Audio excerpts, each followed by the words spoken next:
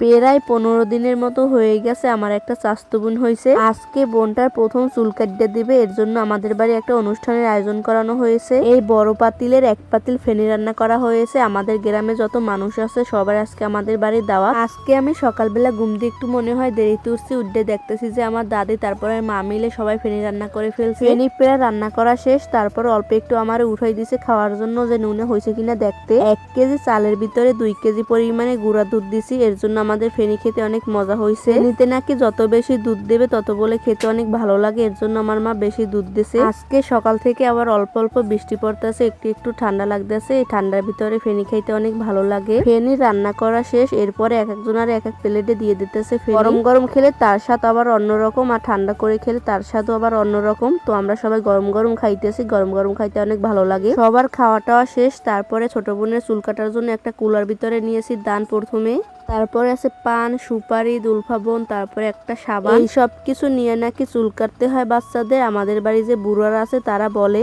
আমাদের একটা মাত্র ফুপি, তার কাছে দেশে ছোট বোনের চুল কাটার জন্য। ফুপি থাকলে ফুপি চুল কাটতে দেয়, আর না থাকলে নানি কাটতে দেয়। আমাদের দিকে এরকম নিয়ম। দুইজনে অনেক সাবধানে চুলগুলারে কাটতে দিতেছে আমার বোনটা। সবাই আমার বোনটার জন্য দোয়া করবেন। তো আল্লাহ হাফেজ।